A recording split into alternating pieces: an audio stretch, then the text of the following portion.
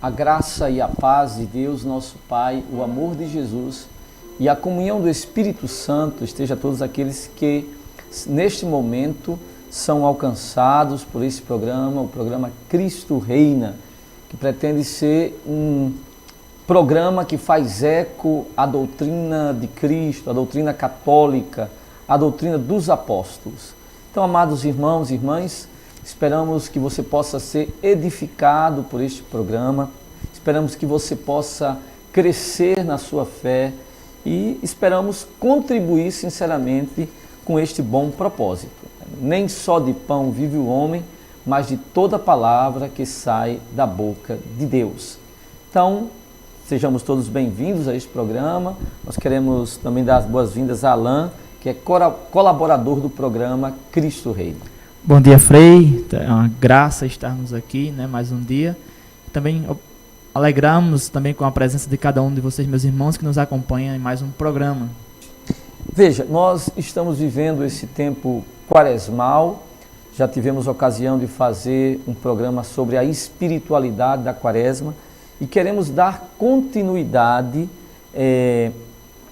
a essas meditações que pretendem ajudar a todos nesse percurso, nesse itinerário quaresmal. E, como a própria liturgia nos propõe, nós iremos, nesta reflexão quaresmal, ter como ponto de partida o evangelho do segundo domingo da quaresma, que é o evangelho da transfiguração. Nós iremos dar continuidade à nossa reflexão sobre a transfiguração. Veja, antes de começarmos ou procedermos com a leitura do evangelho do segundo domingo da quaresma, que foi o evangelho de Marcos 9, nós gostaríamos aqui de precisar que este evangelho, ele deve ser visto, como todos os outros, com aquela palavra inicial da quaresma. Veja que tanto no domingo, aliás, na quarta-feira de cinzas, como no primeiro domingo da quaresma, a palavra de ordem da quaresma é aquela assertiva: convertei-vos e crede no evangelho. A palavra de ordem é conversão, arrependimento, conversão. Veja que também já na segunda leitura, ou a primeira ou a segunda leitura, agora a primeira leitura da quarta-feira de cinzas, o profeta diz: arrependei-vos ou convertei-vos, voltai para mim com todo o vosso coração, com jejuns, lágrimas e gemidos. Isto é, uma exortação à conversão. Então, ora, se a palavra de ordem é conversão, eu diria que também este evangelho poderia ou deveria, digamos, para não sermos assim tão dogmáticos, onde não cabe dogmas, é óbvio, poderíamos colocar como sugestão que nós víssemos os evangelhos à luz dessa assertiva, à luz dessa exortação: convertei-vos e crede, ou voltai para mim com todo o vosso coração, com jejuns, lágrimas e gemidos. Então veja, é um convite à conversão. Então seria o óculos, o ponto de referência do qual nós devemos partir para ver as outras realidades. O convite à conversão, à mudança de vida. Eu pediria a você, Alain, que procedesse com a leitura do Evangelho da Transfiguração, no caso Marcos 9, 2 e seguintes. Ele diz assim: 6 dias depois, Jesus tomou Pedro, Tiago e João e os levou a uma elevada montanha. Na presença deles transfigurou-se. Suas vestes se tornaram de uma brancura resplandecente, como nenhum tintureiro deste mundo consegue alvejar. Apareceram-lhe Moisés e Elias, falando com Jesus. Pedro tomou a palavra e disse a Jesus: Mestre, como se está bem aqui? Vamos armar 3 tendas, uma para ti, uma para Moisés e uma para Elias. Não sabia o que dizia, pois estavam cheios de medo. Veio uma nuvem e lhe fez sombra, e da nuvem saiu uma voz: Este é o meu filho querido, escutai-o. De repente olharam ao redor e viram Jesus sozinho com eles.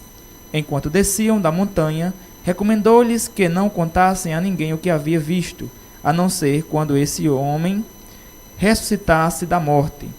Eles observaram esta recomendação e discutiam o que significava ressuscitar da morte.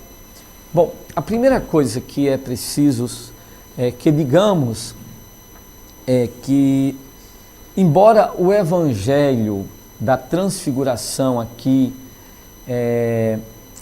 apareça assim na Quaresma, eu diria que todo o foco, vamos dizer assim, o acento do evangelho, deste evangelho no período quaresmal, ele é um pouco diferente de quando esse evangelho é lido, vamos dizer assim, na própria solenidade da transfiguração, né? Nós temos a solenidade da transfiguração do Senhor. Na transfiguração do Senhor é óbvio que os holofotes são colocados, ou o acento é colocado sobre a transfiguração, sobre o evento transfiguração. Porque qual é o significado deste evento, da transfiguração? Ali na montanha, o que o texto nos diz, que as vestes se tornaram resplandecentes, extremamente brancas, de uma alvura tal como nenhuma lavadeira, ele colocou tintureira, na terra poderia alvejar. Esse episódio, vamos dizer assim, quase que de uma epifania, de uma manifestação da condição gloriosa de Jesus. Nós, como católicos, sabemos que Jesus é humano e divino. Bom, tem a natureza humana e a natureza divina. E que a sua pessoa, a pessoa ali presente, é uma pessoa divina. Quem é aquele que está ali na montanha? Quem é aquele que estava ali no presépio? Quem é aquele que estava ali na cruz? É uma pessoa divina, isto é, a pessoa do Filho unigênito de Deus. Porém, essa condição divina de Jesus se encontra num estado kenótico, isto é, num estado de esvaziamento, num estado de pobreza, não é? de baixar-se. A carta aos Filipenses nos diz que ele fez-se obediente até a morte de cruz. Ele se esvaziou de si mesmo, num estado de esvaziamento. Bom, e ali no monte, Deus dá a graça àqueles 3 discípulos, não é? Que são Pedro, Tiago e João, de serem testemunhas desta condição divina de Jesus. Essa transfiguração é a capacidade de ver para além da aparência, que embora Jesus tenha assumido com a encarnação essa condição divina, mas ali aquela condição divina de fragilidade, de humanidade, ali assumida pelo Senhor, é um invólucro, não é? Para uma realidade grandiosa, não é? Ele é o Filho unigênito de Deus, Deus que se rebaixa, como já dissemos, a palavra teológica é um estado de kenosis. E ali na montanha eles têm acesso a esta realidade. Bom, eu estou dizendo isso para dizer que o foco não é propriamente esse. O Evangelho da Transfiguração, no período quaresmal, eu diria que a ênfase não deve ser dada neste aspecto da própria transfiguração. Isso seria dado no caso da solenidade da transfiguração? Na solenidade, sim, a gente coloca toda a ênfase. Bem, aí você pergunta assim, não, mas se a ênfase não é aqui, onde estaria a ênfase? Obviamente, do ponto de vista que nós apresentamos aqui. Veja, o Evangelho apresenta alguns particulares. Ele vai dizer assim, que lhe apareceram 2 figuras lá no monte, Moisés e Elias, ou Elias com Moisés. E aí o texto nos diz, assim, de modo particular, que lhe apareceram Elias com Moisés, conversando com Jesus.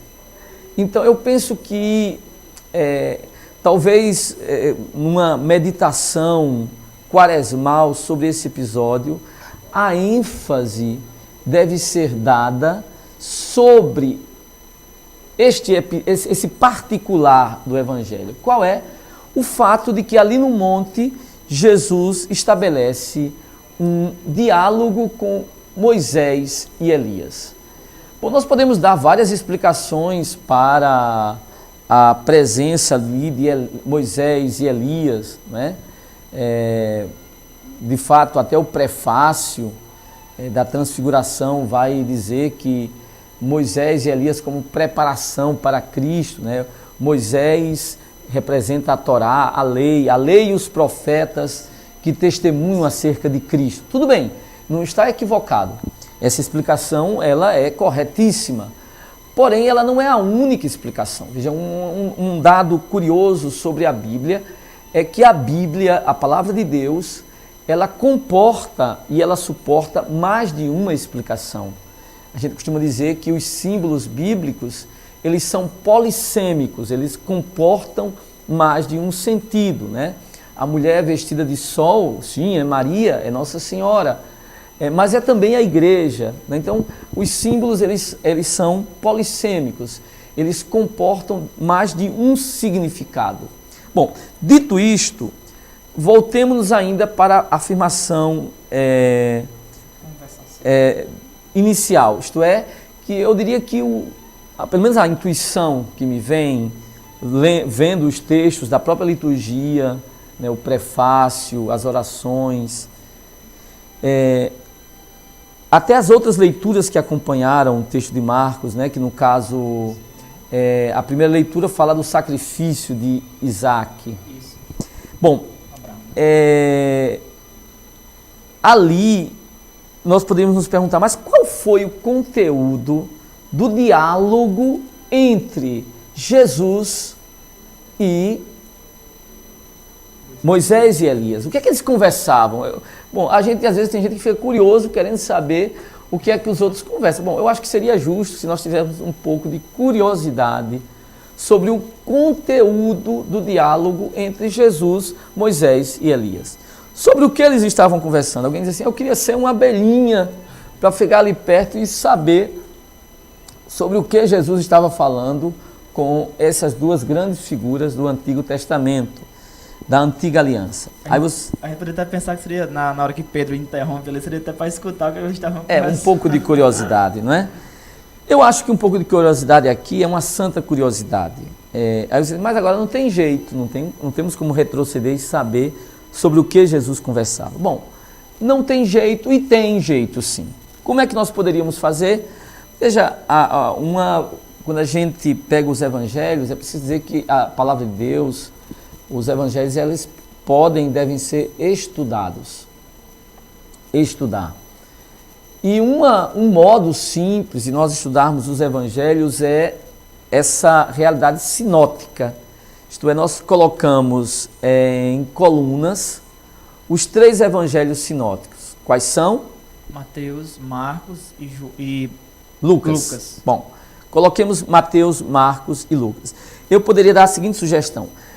Eu penso que se nós fizermos isso, nós teremos condições de identificar o conteúdo deste diálogo de Jesus com Moisés e Elias. Peguemos aí, eu penso que nesse caso, Lucas especialmente pode nos ajudar. Veja aí o que é que diz Lucas 9, 28. Lucas 9, 28. 8 dias depois dessas palavras, tomou Pedro, João e Tiago e subiu a um monte para orar. Enquanto orava, seu rosto mudou de aspecto e suas vestes resplandeciam de brancura. 2 homens falavam com ele, eram Moisés e Elias, que apareceram gloriosos e comentavam o êxodo que iria se consumar em Jerusalém. Bom, então nós sabemos qual é o conteúdo, o conteúdo desse diálogo entre Jesus, Moisés e Elias. Eles falavam sobre o quê? Sobre basicamente a paixão de Cristo. Sobre o êxodo, né? Aqui o texto da Bíblia de Jerusalém, eles falavam sobre, aqui usa a expressão partida porque êxodo quer dizer saída. Essa saída, essa partida de Jesus que se iria consumar em Jerusalém. Em outras palavras, eles estavam dialogando com Jesus sobre o que iria acontecer em Jerusalém, isto é, o êxodo ou a Páscoa de Jesus que ocorreria em Jerusalém.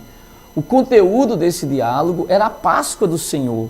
Em outras palavras, tudo que Jesus iria viver, o seu sofrimento, a sua cruz. Ora, isso não é complicado da gente entender, e eu diria que isso aqui não é um aspecto periférico, é um aspecto central. Se você pega o próprio diálogo da transfiguração de Jesus em Mateus 17, você observa que Mateus 17, antes desse acontecimento da transfiguração, em Mateus 16, após o famoso episódio de Cesareia de Filipe, isto é, a profissão de fé de Pedro, quando Pedro diz que quem é Jesus? Tu és o Filho do Deus vivo, tu és o Cristo, o Filho do Deus vivo. E Jesus elogia Pedro e diz: bem-aventurado és tu, Pedro, não foi o sangue nem a carne que revelou isso, mas o próprio Pai que está nos céus. Não é? E tem todas aquelas palavras de Jesus sobre Pedro, né? Lá em Mateus 16, 18, diz: tu és Pedro, e sobre esta pedra edificaria a minha igreja, e as portas do inferno não prevalecerão. Logo após esse episódio da profissão de fé de Pedro, acontece que Jesus anuncia a paixão. Né? Se você pega Mateus 16, 21, por exemplo, diz assim que Jesus, Mateus 16, 21 diz assim, que a partir dessa época Jesus começou a mostrar aos discípulos que era necessário que ele fosse a Jerusalém e que sofresse muito por parte dos anciãos, dos chefes, dos sacerdotes, e que ressurgisse dos mortos. Ora, Jesus anuncia aos discípulos que vai sofrer tudo aquilo, que vai padecer tudo aquilo. Ele dá esse anúncio, ele proclama aos discípulos. E aí lá no monte, sobre o que Jesus conversa, sobre isso também. Agora, por que eu diria que essa é importante, essa afirmação de Jesus sobre o que vai acontecer, sobre o êxodo que vai acontecer em Jerusalém, sobre o sofrimento? Ele está falando da cruz, ele está falando de tudo que ele vai padecer. Ora, por que isso é assim tão fundamental, tão significativo para nós, para a nossa caminhada? Por uma razão simples. Eu comecei dizendo aqui a vocês que o começo da quaresma, começo do nosso itinerário quaresmal, tem uma palavra-chave, tem diríamos, uma chave de leitura para toda a quaresma. Qual é? Conversão. Conversão. A chave de leitura é mudança de mentalidade, metanoia. A chave de leitura é um voltar-se para Deus, shub, se diz em hebraico. Por que conversão aqui? Lá na montanha, Jesus mostra que o seu caminho passa pela cruz. E é curioso que ele fala com Moisés e Elias. Quem são essas personagens? A importância desses personagens, Moisés e Elias. Primeiro, sabemos que são os dois grandes nomes do Antigo Testamento. Moisés, aquele líder que levou o povo para fora do Egito, que caminhou com o povo no Êxodo, que sofreu tantíssimo por causa da dureza do coração do povo. Ele sofreu, imagina o desgosto, né? Todo o sofrimento para tirar o povo do Egito, da idolatria. Quando desce no pé do monte, o que é que o povo está fazendo? Um bezerro de ouro. É a idolatria, o povo que trai a Deus, que é um povo adúltero. Quem é Elias? Elias que lutou contra os profetas de Baal, sofreu tanto. E a angústia de Elias foi tamanha que Elias estabeleceu até um quadro depressivo. Ficou lá debaixo de uma árvore e queria morrer. Senhor, tira a minha vida, não tem mais sentido. Caminhou 40 dias fugindo de Jezabel. Ele lutou contra os profetas de Baal. Sofreu muito por causa da infidelidade do povo. Então, são aqueles servos de Deus, aqueles principais servos de Deus que sabem o que é o caminho do sofrimento, que entendem e compreendem que o caminho do Senhor é um caminho, vamos dizer assim, de sacrifício, que compreendem o sacrifício. E isso aqui é exatamente importante, e são exatamente eles que dialogam com Jesus, porque o caminho de Jesus, em outras palavras, sobretudo no Evangelho de Marcos, quem estuda o Evangelho de Marcos sabe que a essência do Evangelho é mostrar que o caminho de Jesus é o caminho da cruz e que os discípulos devem ser iniciados no caminho da cruz. E por que a palavra conversão? Porque muita gente, embora esteja no caminho de Jesus, ainda não entendeu que o caminho de Jesus é caminho de cruz. Por isso precisamos de uma conversão. Veja, o exemplo plástico disso, do que eu estou falando, é o famoso episódio de Pedro. Porque Pedro, a gente pode verificar isso também, tanto no Evangelho de Mateus e também aqui de Marcos, já que a gente está com Marcos em mãos. Se você vai no Evangelho de Marcos, capítulo 8, tem a famosa confissão de fé de Pedro, o episódio de Cesareia de Felipe, em que Pedro diz: tu és o Cristo, o Filho do Deus vivo. Aqui em Marcos ele diz só: tu és o Cristo. Acontece que quando Jesus fala da paixão, que vai ser rejeitado, que vai ser morto e ressuscitar ao terceiro dia, o texto diz que Pedro chama Jesus ao lado e começou a recriminá-lo, né? Recriminá-lo, diz o texto da tradução de Jerusalém, recriminá-lo. Ele, porém, voltando-se para seus discípulos, recriminou a Pedro dizendo: afaste de mim, Satanás, porque não pensas as coisas de Deus, mas como os homens. Aqui é que está o ponto da questão. Nós precisamos nos converter, precisamos nos voltar para Deus, como disse o profeta, e entrarmos na lógica de Deus e não na lógica dos homens, porque a lógica de Deus é a cruz. O evangelho da cruz, a salvação passa pela cruz. Olha, não existe nada de mais contrário ao evangelho, por exemplo, que a doutrina da prosperidade. Alguns irmãos chegam e dizem: Frei, o que é que está errado comigo? Eu estou sofrendo, tenho sofrimentos na minha vida, as coisas estão difíceis. Irmão, não tem nada de errado, não tem nada de errado. Quer dizer, não tem nada de errado, quer dizer, mas a doutrina, a teologia da prosperidade colocou na cabeça das pessoas que se tem sofrimento, se tem cruz, se tem dificuldade, se tem rejeição, tem alguma coisa de errado. Mas por que teria alguma coisa de errado? O caminho de Jesus é outro. Eu queria que você lesse até aquela passagem: quem quiser ser meu discípulo. O que é que Jesus diz a quem deseja ser discípulo dele? O que é que Jesus fala? Pronto, acho que deu muito certo. Se a gente pega Mateus, é quase uma sequência. Por exemplo, em Mateus 16, 24, o que é que Jesus diz? Então Jesus disse aos discípulos: quem quiser seguir-me, negue a si mesmo, carregue sua cruz e me siga. Quem se empenha em salvar a vida, a perderá. Quem perder a vida por mim, a encontrará.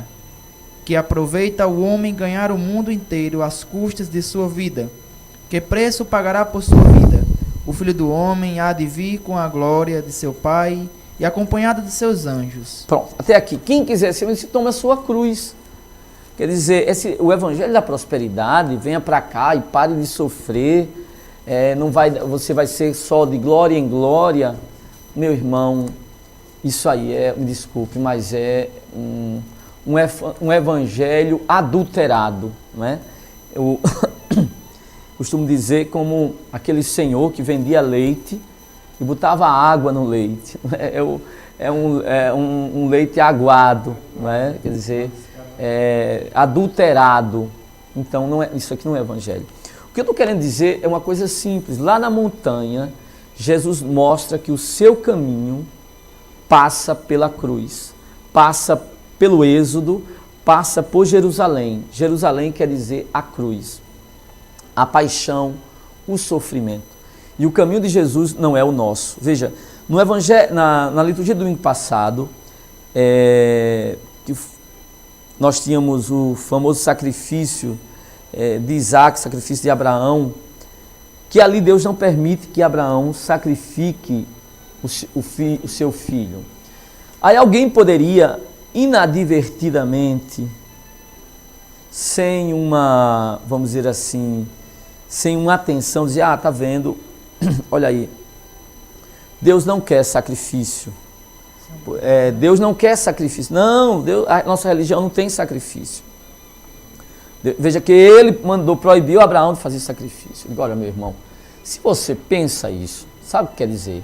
Se você entendeu assim, se você acha que Deus não quer sacrifício, eu quero dizer que se você entendeu isso, você não entendeu nada. Você está na mais total e absoluta ignorância. Sobretudo a gente, nós católicos, que vamos à missa aos domingos. Meu irmão, você diz que Deus não quer sacrifício. O que é a missa, por acaso? Sacrifício. É o supremo sacrifício. O sacrifício de Cristo. Ora, quando Deus diz assim, quando Deus não quer o sacrifício de Abraão, o sacrifício de Isaac, o que isso acontece? Acontece que ele não quer este sacrifício, porque ele quer um sacrifício maior que este. Porque quando Deus diz, eu não quero esse sacrifício, porque ele quer um maior. Por exemplo, eu mesmo tive a oportunidade de estudar com um rabino Caruti Viterbo, da sinagoga de Roma. E ele dizia que Isaac não foi sacrificado ali porque toda a sua vida foi um sacrifício. Isaac, examinando os rabinos, examinando a história de Isaac, dizia que ele viveu toda a sua vida num estado permanente de sacrifício, isto é, num estado sacrificial, num estado de oblação. E aí eles explicavam as razões. Mas eu ainda queria dizer algo mais. Olha, a leitura de Romanos, de domingo passado, dizia: aquele que não poupou o seu próprio filho. Deus não quis o sacrifício de Abraão, porque ele queria um sacrifício maior do que o de Abraão, o seu próprio sacrifício, o sacrifício do Filho unigênito dele, o sacrifício de Cristo, o sacrifício da cruz. E quando se diz que Deus não quer o sacrifício de touros, de carneiros, é porque Deus quer um sacrifício maior, o do seu Filho unigênito. Há uma passagem dos profetas que diz, eu não quero sacrifício, mas misericórdia é o que eu quero. Mas, meu irmão, você entende o que é misericórdia? Misericórdia é um sacrifício. Quando eu ajo com misericórdia, eu sacrifico o meu ódio, eu sacrifico a minha vingança, eu sacrifico o meu orgulho, eu sacrifico... para que exista misericórdia, é preciso sacrificar tanta coisa. As minhas vontades, não é? Eu renuncio, talvez até o direito de revidar ao outro, de pagar o mal com o mal. É um sacrifício. Mas não existe religião sem sacrifício. Eu diria até que a cruz e o caminho é um modo de salvação e não existe, porque a cruz é o sacrifício de Cristo. E aqueles que dizem que Deus não quer sacrifício, eu mandaria ler Romanos 12. Você podia ler Romanos 12, porque acho que é interessantíssimo, não é? Então, ele diz assim: Agora, irmãos, pela misericórdia de Deus, eu vos exorto a vos oferecerdes como sacrifício vivo, santo e aceitável. Seja esse o vosso culto espiritual. Pronto, veja, a essência da religião é sacrifício, é o doar-se. Claro que no cristianismo não é mais um sacrifício extrínseco, ou seja, de coisas, mas é o sacrifício da própria existência. Como Jesus viveu, nós devemos viver, carregando nossa cruz, fazendo sacrifícios, às vezes pequenos sacrifícios, às vezes sacrificando. O que é o jejum? É um sacrifício. Ah, mas Deus não quer jejum. Mas, meu irmão, sacrificando ou renunciando a coisas lícitas, pequenos sacrifícios, eu aprenderei a fazer sacrifício de renunciar às coisas ilícitas. Renunciando às pequenas coisas, que eu estarei me capacitando para renunciar às grandes que são de pecado. Então, veja, o sacrifício é o caminho. Veja, eu dei esse exemplo para dizer que nossa salvação, tanto transcendental, quer dizer, a salvação eterna, mas a salvação já neste mundo passa pelo sacrifício. Como assim? Veja, vamos dar um exemplo simples. Me dê uma família que subsista sem que alguém nela não se sacrifique por ela. É impossível de ver isso. Mas imagina, toda a família que existe, e aí cada um, você podia dar exemplo, eu posso dar exemplos. Como é que subsiste uma família?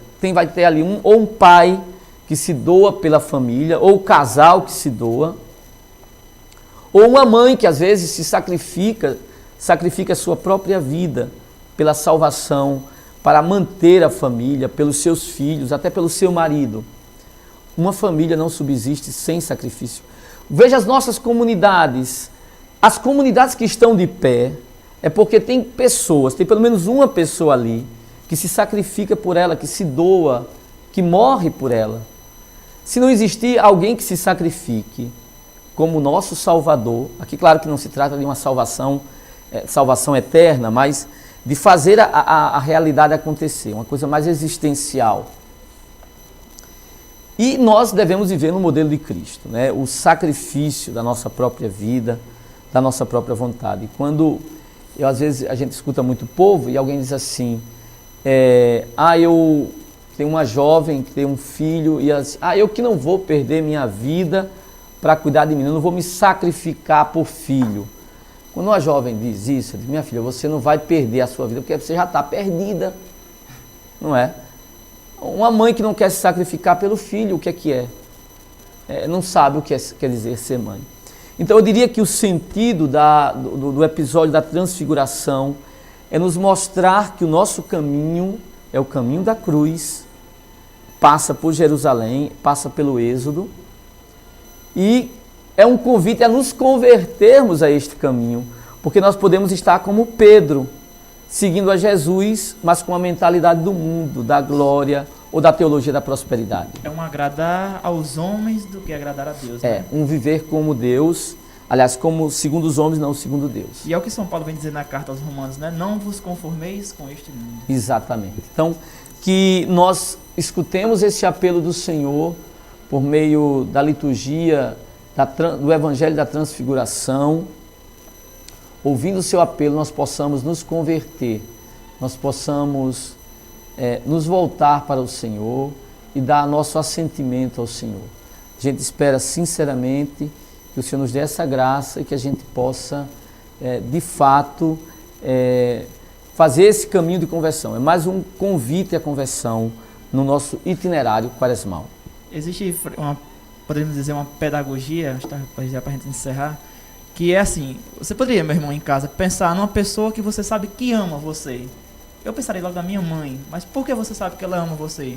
Porque ela se sacrifica por você. Exatamente. Se você acaba o sacrifício, quer dizer que acabou o amor.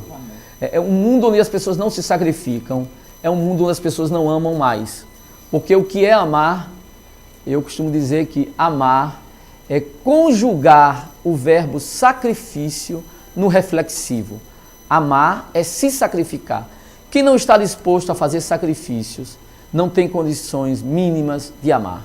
Que o Senhor nos abençoe, que aquele que se sacrificou por nós, que aquele que doou a sua vida por nós, possa nos ajudar com o seu Espírito a entrar nesse espírito quaresmal e fazermos pequenos sacrifícios na quaresma para aprendermos a fazer os grandes sacrifícios, estarmos prontos para os grandes sacrifícios que o Senhor irá pedir e pede todos os dias de cada um de nós. Que Deus Todo-Poderoso nos abençoe, nos guarde, em nome do Pai, do Filho e do Espírito Santo. Amém. Até a próxima semana, se Deus assim nos permitir.